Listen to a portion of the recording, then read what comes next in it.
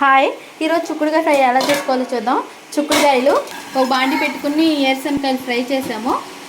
చేసినవన్నీ ఒక ప్లేట్లోకి తీసుకుందాం. ఏరుశనగకాయలు లైట్గా ఫ్రై అయిపోయినాయి కదా, ఇప్పుడు చిక్కుడుకాయలు బాండీలో వేద్దాం. బాండి పెట్టుకుని ఆయిల్ వేసుకుని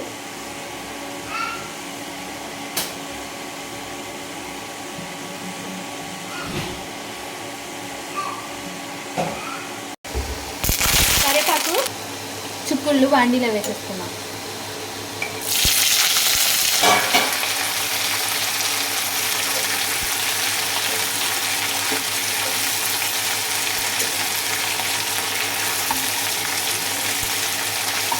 కొద్దిగా సాల్ట్ సరిపడా, కొద్దిగా పసుపు,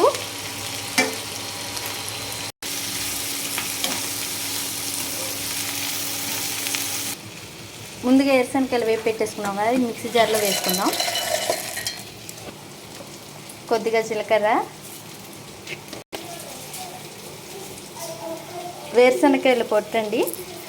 ఇది మేమైతే తీసుకోము, మీకు ఒకవేళ నచ్చకపోతే ఇది తీసేసి కూడా వేసుకోవచ్చు. వెల్లుల్లిపాయలు ఒక పాయ వేసాము. మిక్సీ ఒకసారి తిప్పేసి ఆపేసిన తర్వాత చూద్దాం.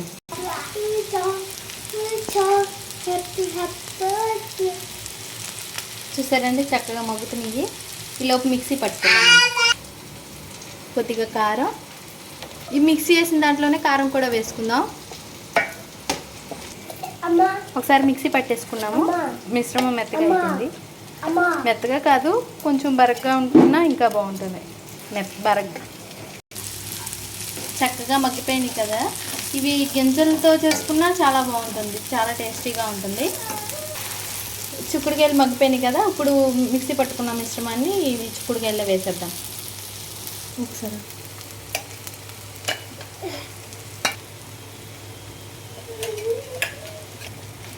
ఇప్పుడు రెండు మిక్స్ చేసుకుందాము.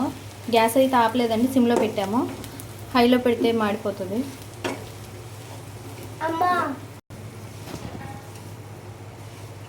రెండు మిక్స్ చేసుకున్న తర్వాత గ్యాస్ ఆఫ్ చేసుకోవడమే.